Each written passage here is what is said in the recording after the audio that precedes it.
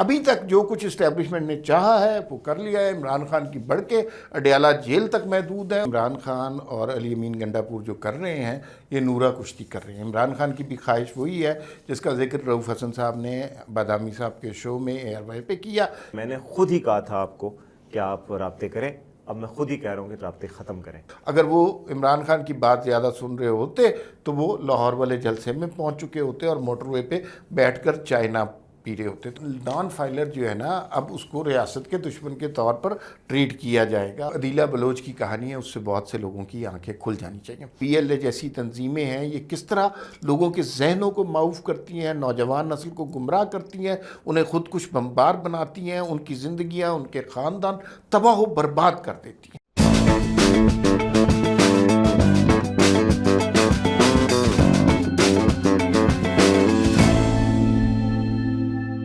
السلام علیکم. We talk کے ساتھ میں وسیم عباسی، عمار مسعود صاحب کے ساتھ آج ہم 4 خبروں کے حوالے سے بات کریں گے. سب سے پہلے تو جی نان فائلر کی زندگی مشکل سے مشکل تر بنائی جا رہی ہے، ان کی تو کیٹیگری ختم ہو رہی ہے، کیا ہونے جا رہا ہے اس حوالے سے بات کریں گے. دوسرا، عمران خان نے ایک بیان دیا کہ جی اسٹیبلشمنٹ کے ساتھ رابطے بالکل ختم کریں گے، لیکن رؤوف حسن نے بیان دیا رات کو کہ جی اسٹیبلشمنٹ سے ہم انگیجمنٹ چاہتے ہیں، میننگ فل انگیجمنٹ چاہتے ہیں، سازگار ماحول چاہتے ہیں. اس پہ کیا بات چیت ہو رہی ہے یہ بھی ہم آپ سے بات کریں گے. اس کے علاوہ جی آئینی ترمیم کے حوالے سے نون لیگ اور PTI کیا سوچ رہے ہیں، نون لیگ اور پیپلز پارٹی کیا سوچ رہے ہیں، اور خاص طور پہ نون لیگ کے اسپیکر جو ہے قومی اسمبلی ایاز صادق، انہوں نے کیا فیصلہ کیا ہے کہ وہ اب کیا کرنے جا رہے ہیں. اور وہ PTI کو انگیج کرنا چاہتے ہیں. انہوں نے کہا ہے کہ مجھے اجازت دیں، میں PTI کو انگیج کروں گا اور وہ ترمیم پہ حمایت ان کی لینے کی کوشش کروں گا. اور چوتھا ٹاپک ہے آج ایک خودکش بمبار عدیلہ بلوچ جو کہ WHO کے ساتھ منسلک تھیں اور نرس تھی ٹرین،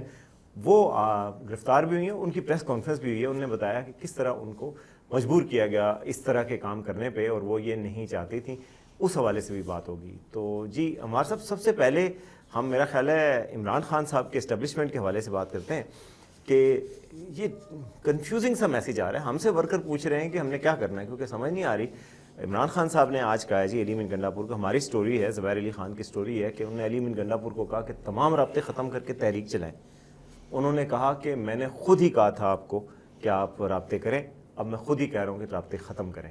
مگر رؤوف حسن نے وسیم بادامی صاحب کو انٹرویو دیا ARY پہ اور انہوں نے کہا کہ جی ہم تو میننگ فل انگیجمنٹ چاہتے ہیں اور ہم چاہتے ہیں کہ کوئی سازگار ماحول کریٹ کیا جائے، ہم بالکل چاہتے ہیں بات چیت کرنا. پہلے تو اس میں یہ بات سمجھ لیں کہ عمران خان اور علی امین گنڈاپور جو کر رہے ہیں یہ نورہ کشتی کر رہے ہیں. عمران خان کی بھی خواہش وہی ہے جس کا ذکر رؤوف حسن صاحب نے بادامی صاحب کے شو میں ARY پہ کیا کہ اسٹیبلشمنٹ سے کوئی ان کو انگیج کرے، کوئی بات چیت کا سلسلہ شروع ہو. لیکن یہ ان کا پولیٹیکل بیانیہ یہ ہے کہ علی امین گنڈاپور جو ہے سارے رابطے ختم کرتے ہیں. اب علی امین گنڈاپور کے سارے رابطے پہلے کہاں پر ہیں یہ PTI کے ایک ایک ورکر کو پتہ ہے، وہ کس کی بات زیادہ سن رہے ہیں. اگر وہ عمران خان کی بات زیادہ سن رہے ہوتے تو وہ لاہور والے جلسے میں پہنچ چکے ہوتے اور موٹر وے پہ بیٹھ کر چائے نہ پی رہے ہوتے. تو علی امین گنڈاپور کو یہ میسیج دینا کہ سارے رابطے ختم کر لو، یہ صرف ایک سیاسی بیانیہ ہے. اصل بات وہ ہے جو رؤوف حسن نے وسیم بادامی کے شو میں کی ہے. انہوں نے بار بار کہا ہے کہ ہمیں انگیج کریں، ہماری خواہش ہے ہمیں انگیج کریں، ہمیں توقع ہے کہ کسی سٹیج پر انگیج کیا جائے گا. تو بادامی نے یہ سوال پوچھا کہ آپ کو کبھی انگیج کیا ہے؟ انہوں نے کہا نہیں ہمارے رابطے ہیں. اور بادامی نے پھر یہ پوچھا کیا وہ رابطہ آپ اسے کہہ رہے ہیں جو پنڈی کا جلسہ تھا اور وہ اسلام آباد والا جلسہ 22 اگست والا کینسل اس کے حوالے سے نہیں ہمارے اور بھی رابطے ہیں یہ وہ. تو اس میں یہ بات بڑی شدت سے نظر آ رہی ہے کہ PTI کی بڑی خواہش ہے کہ اس طرح اسٹیبلشمنٹ کے ساتھ انگیجمنٹ کی کوئی بات ہو، کوئی ڈائلاگ کی بات ہو اور کسی طرح اسٹیبلشمنٹ ان کو دوبارہ گود لے لے. کیونکہ ابھی تک جو کچھ اسٹیبلشمنٹ نے چاہا ہے وہ کر لیا ہے. عمران خان کی بڑھ کے اڈیالہ جیل تک محدود ہیں. اس کے علاوہ ان کے پاس اب چارہ کوئی نہیں ہے. انہیں آہستہ آہستہ اپنا انجام بھی نظر آ رہا ہے، پارٹی کا انجام بھی نظر آ رہا ہے، عمران خان کو اپنا انجام بھی نظر آ رہا ہے. عدالتوں میں جو کچھ ہونے والا ہے وہ اس سے آپ بہت اچھی طرح واقف ہیں. تو میرے خیال میں اب ان کو آخری کرن روشنی کی وہی نظر آتے ہیں کہ جن کے خلاف عمران خان نے سب سے بڑا بیانیہ کریٹ کیا، اپنی طرف سے اینٹی اسٹیبلشمنٹ بنے. لیکن ابھی دیکھ لیجئے گا کہ عمران خان کی خواہش یہی ہے کہ کسی طرح ان کی گود میں دوبارہ بیٹھ جائے. اور اب دیکھیے کہ شاید یہ بھی ہو کہ ایک طرف ان کی خواہش ہو لیکن علی امین گنڈا پور کا رابطہ ضرور تروانا چاہ رہے ہوں، کیونکہ ان کو پتہ ہے کہ علی امین گنڈا پور رابطوں میں رہے ہیں. ابھی جو لاہور نہ پہنچنا ہے بڑا ڈیلیبریٹ سا لگ رہا ہے کہ جی وہ آپ چلے ہی اتنے 11 بجے یہاں سے چلیں گے تو آپ کیسے 3 بجے پہنچیں گے. تو یہ لگ رہا ہے، تو یہ بھی ہو سکتا ہے کہ عمران خان صاحب نے کہا ہو کہ چلو جی رؤوف حسن سے بات کرنی ہے تو بے شک کر لیں، لیکن علی امین گنڈا پور تم تو رابطے ختم کرو. یہ ہو سکتا ہے. اچھا، دوسرا ایشو آج کا یہ ہے کہ نان فائلر کے حوالے سے زندگی اتنی خراب کی جا رہی ہے کہ آج تو کسی نے لکھا ہوا تھا، میمز چل رہی ہیں اب تو، میم لکھی ہوئی تھی کہ جی نان فائلر کو نومبر میں پھانسی دینے کا فیصلہ. تو یعنی اور عجیب طرح کی میمز ہیں. لیکن جو سٹوری آئی ہے دی نیوز میں آئی ہے، اسرار خان کی سٹوری ہے، اس میں یہ بتایا گیا ہے کہ نان فائلر کی کیٹیگری ختم کر رہے ہیں. اب جو نان فائلر کی کیٹیگری نہیں ہوگی، ایک ہوں گے کمپلائنس کرنے والے جو کہ ایف بی آر کے ساتھ، اور ایک ہے جو نان کمپلائنٹ ہے. اور جو نان کمپلائنٹ ہیں، جو نہیں فائل کریں گے، ان کے لیے سختیاں مزید کی جا رہی ہیں. وہ گاڑی کاروبار نہ خرید سکتے ہیں نہ فروخت کر سکتے ہیں. پہلے تو یہ تھا کہ آپ تھوڑی سی فیس بڑھا دیتے ہیں، ان کو زیادہ پیسے دینے پڑتے تھے. اب جو ہے نا انہوں نے کہا نہ چلنا، لاڈ پیار ختم، ان لاڈ شاٹ ختم. نان فائلر جو ہے نا اب اس کو ریاست کے دشمن کے طور پر ٹریٹ کیا جائے گا. آگے آپ نے دیکھا کہ جو پہلے یہ ہوتا تھا نا کہ آپ فائلر جو ہے وہ گاڑی کے لیے اتنے پیسے دیتے تھے، اگر آپ نان فائلر ہیں تو اس کے لیے. اب نان فائلر کی کیٹیگری ختم ہو گئی ہے. اب اس کو باہر جانے کی، سفر کرنے کی، اور یہ اب لوکل سفر بھی، کہ یہ الٹیمیٹلی ان کی جائیداد بھی قرق کریں گے، یہ ان کے پاسپورٹ بھی ضبط کریں گے، یہ ان کے آئی ڈی کارڈ بھی ختم کریں گے. تو یہ اکانومی ڈاکومنٹ کرنے کی طرف بڑا ریپڈ قسم کا اقدام ہے. اس کو کتنا امپلیمنٹ کر سکتے ہیں یہ ایک علیحدہ بات ہے، لیکن نان فائلر اب ایسا نہیں ہو سکتا کہ وہ اسٹیٹ میں آسانی سے رہیں. یہ بات ہے، اور یہ میرا خیال ہے کوئی اتنی بری بات نہیں ہے. دیکھیں ڈاکومنٹ اکانومی ہونی چاہیے، آئی آر ایس ہے، امریکہ میں بھی ہے، باقی جگہوں پہ بھی آپ کو ہر چیز کے لیے ٹیکس سرٹیفکیٹ دینا پڑتا ہے اور ہر بندے کو ٹیکس دینا پڑتا ہے. چلیں ٹیکس کم کر دیں، لوگوں کو فیسلٹیز ویسی دیں، ہمارے ٹیکس کی منی کو صحیح استعمال کریں، یہ ضرور کہنا چاہیے. مگر ٹیکس دینا چاہیے یہ کہنے کی ضرورت بھی نہیں ہے، یہ بالکل ضرورت ہے. اور باہر کے لوگ کئی دفعہ ہم سے پوچھتے تھے کہ آپ کا ملک چلتا کیسے ہے اگر آپ لوگ ٹیکس ہی نہیں دے رہے تو ملک تو ٹیکسوں پہ چلا کرتے ہیں. تو یہ کوئی برا اقدام نہیں ہے. اچھا، ایک اگلا جو ایشو چل رہا ہے وہ ہے نون لیگ کے حوالے سے، کہ ہمارے رپورٹر ہیں عارف ملک، انہوں نے خبر دی ہے کہ جی نون لیگ جو ہے وہ ان کے اسپیکر نے کہا ہے کہ جی ہم انگیج کرنا چاہتے ہیں پی ٹی آئی سے. میں انگیج کر سکتا ہوں، پرویز الہی کے ذریعے کر سکتا ہوں پی ٹی آئی سے انگیج، اگر مجھے آپ اتھرائز کریں تو میں ان سے کچھ ترامیم پر ایگریمنٹ لے سکتا ہوں. اچھا، جو دلچسپ خبر انہوں نے دی ہے اس میں یہ بھی ہے کہ جی جو پیپلز پارٹی ہے اور نون لیگ ہے وہ ساری ترامیم نہیں چاہتے، 53 کی 53 ترامیم نہیں چاہتے. وہ ان میں سے کچھ ترامیم کو جان بوجھ کر بھی چاہتے ہیں کہ وہ نہ ہوں. اور جو آئینی عدالت والی ترمیم ہے، جو ججوں سے متعلق ترامیم ہے، وہ تو وہ چاہتے ہیں. باقی جو دوسری ترامیم ہے وہ خود بھی نہیں چاہتے، اور وہ چاہتے ہیں کہ زور بھی انہی چیزوں پہ دیا جائے. تو ذرائع کے حوالے سے انہوں نے یہ بات کی ہے. اصل میں نا یہ پارٹیاں اب گھاگ پارٹیاں ہو گئی ہیں. انہوں نے گھاٹ گھاٹ کا پانی پیا ہوا ہے. انہیں بہت اچھی طرح اندازہ ہے کہ آج یہ عمران خان کے لیے کوئی بہت ہی سخت چیز منوا لیں، اس کو آئینی ترمیم بنا لیں، اس کو قانون بنا لیں، تو بعد میں ان کے لیڈروں نے پھنسنا ہے، انہوں نے خود پھنسنا ہے. تو یہ سینسیبل کام ہے جو کہ اب مجھے لگتا ہے کہ مستقبل میں عمران خان بھی کریں گے. عمران خان کو بھی یہ سارا سبق مل گیا ہوا ہے، وہ بھی اب اسی طرح سمجھداری سے کام لیں گے.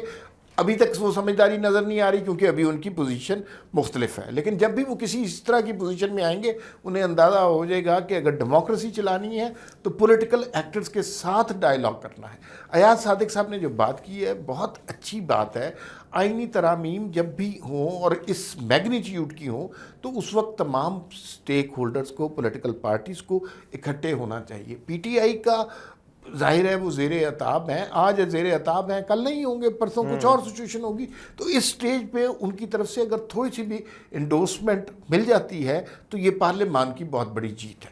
بالکل زبردست. اچھا، ایک اور جو واقعہ آج صبح پریس کانفرنس آئی ہے کوئی، اور اس میں عدیلہ بلوچ نامی ایک خاتون ہیں جو بلوچستان میں ہیں، جن کو پکڑا گیا لا انفورسمنٹ ایجنسیز کی طرف سے، اور انہوں نے، ان کی پریس کانفرنس بھی ہوئی ہے، تو انہوں نے اپنا بتایا کہ جی وہ تو ایک سرٹیفائڈ نرس ہیں، ٹرینڈ ہیں، WHA کے ایک پروجیکٹ میں کام کرتی تھیں، پڑھی لکھی خاتون ہیں. وہ کہتی ہیں کہ جی میں جو ہے وہ گمراہ ہوئی اور مجھے جو ہے وہ گمراہ بھی کیا گیا، پھر مجھے سمجھ آئی جب میں پہاڑوں پہ چلی گئی تو پتہ چلا کس طرح کا سلوک کیا جاتا ہے اور کیسے بلیک میل کر کے خواتین کو خودکش بمبار بنایا جاتا ہے۔ انہوں نے اپنی پوری کہانی سنائی ہے اور بلوچستان کے حوالے سے ایک پوری یعنی ان کی کہانی سن کر بھی آپ کو کافی تشویش ہوتی ہے کہ کیسے کیسے لوگ کیوں خودکش بمبار بن رہے ہیں اور وہ سچویشن کا آخر حل کیا ہے اس مسئلے کا۔ اچھا، جو عدیلہ بلوچ کی کہانی ہے اس سے بہت سے لوگوں کی آنکھیں کھل جانی چاہیے۔ ایک انٹرنیشنل پروپیگنڈا ہے جو روس، افغانستان اور انڈیا ان تینوں کی طرف سے کیا جا رہا ہے۔ وہاں پر لوگوں کے نوجوانوں کے ذہن جو ہے نا وہ کنفیوز کیے جا رہے ہیں، انہیں پتہ نہیں کون سے خواب دکھوائے جا رہے ہیں۔ بلوچستان جو ہے نا یہ بڑا کمپلیکس ایشو ہے، بڑا کمپلیکس قسم کا پروونس ہے۔ یہاں پر انٹرنیشنل جو کانسپریسیز ہیں اس کا دور ہمیشہ سے چل رہا ہے، یہ کبھی بھی ختم نہیں ہوئی۔ افغان وار میں بھی یہ چلتی رہی، پوسٹ افغان وار میں بھی یہ چلتی رہی، لیکن اب صورتحال بڑی کلیئر ہونی چاہیے اور ہمیں یہ بات سمجھنی چاہیے۔ عدیلہ بلوچ صاحبہ نے جو باتیں کی ہیں اس سے ہمیں اندازہ ہو جانا چاہیے کہ یہ بی ایل اے جیسی تنظیمیں ہیں یہ کس طرح لوگوں کے ذہنوں کو معوف کرتی ہیں، نوجوان نسل کو گمراہ کرتی ہیں، انہیں خودکش بمبار بناتی ہیں، ان کی زندگیاں، ان کے خاندان تباہ و برباد کر دیتی ہیں۔ بنیادی اصول ہمیں ریاست کے سمجھنے چاہیے۔ ریاست کا بنیادی اصول یہ ہونا چاہیے کہ ریاست کا کردار ماں والا ہونا چاہیے۔ کوئی شخص فینس پہ بیٹھا ہوا ہے تو اس کو اپنی طرف پیار سے بلائے، محبت کرے، اس کے ناز نخرے اٹھائے۔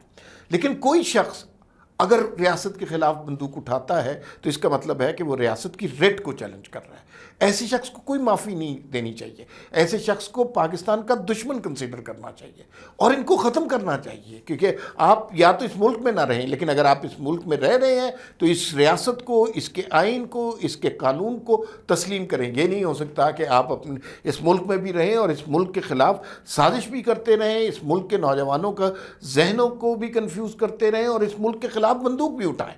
یہ نہیں ہو سکتا۔ ہمیں تسلیم کرنا پڑے گا کچھ باتوں کو کہ ریاست کے اپنے کچھ قوانین ہوتے ہیں اور دنیا بھر میں ہوتے ہیں، ان پر عمل پیرا ہونا ضروری ہوتا ہے۔